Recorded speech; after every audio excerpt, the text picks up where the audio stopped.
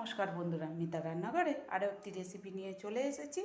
মাছের মাথা দিয়ে বাঁধাকপির তরকারি নিয়ে নিয়েছি। এখানে মাছের মাথা লবণ আর হলুদ মাখিয়ে নিয়েছি।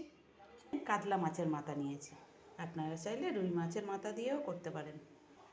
বাঁধাকপি কেটে অলরেডি ভাবিয়ে নিয়েছি, ভাবানো হয়ে গেছে।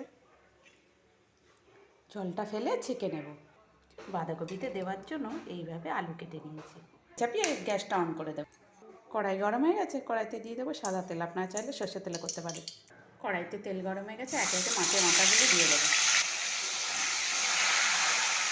এক পিঠটা ভাজা হয়ে গেছে, আর এক পিঠটা উল্টিয়ে দেবো।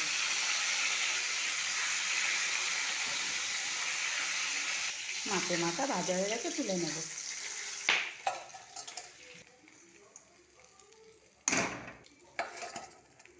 এই তেলেতে দিয়ে যাবো তেজপাতা, পাঁচফোড়ন। ফোড়নের কালার পরিবর্তন হয়ে গেলে দিয়ে দেবো কেটে রাখা আলু। আলুগুলি লাল করে ভেজে নেব। কাঁচা লঙ্কা কুচি, টমেটো কুচি,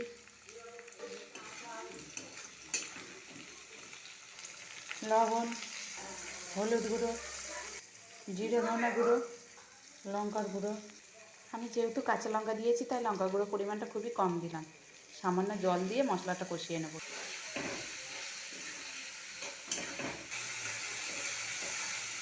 মশলাটা খুব ভালোভাবে কষানো হয়ে গেছে, মশলা থেকে তেল ছেড়ে আসছে। মাছের মাথাগুলো একটু এইভাবে ভেঙে নেব। মাছের মাথাগুলো ভেঙে নিলাম, দিয়ে দেবো। দিয়ে মশলার সঙ্গে কষিয়ে নেব। খুব ভালোভাবে কষানো হয়ে গেছে।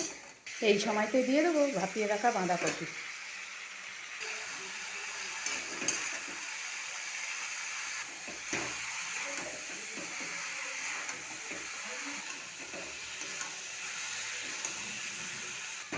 এইভাবে নাড়তে নাড়তে বাঁধাকপি থেকে সব রস শুকিয়ে যাবে।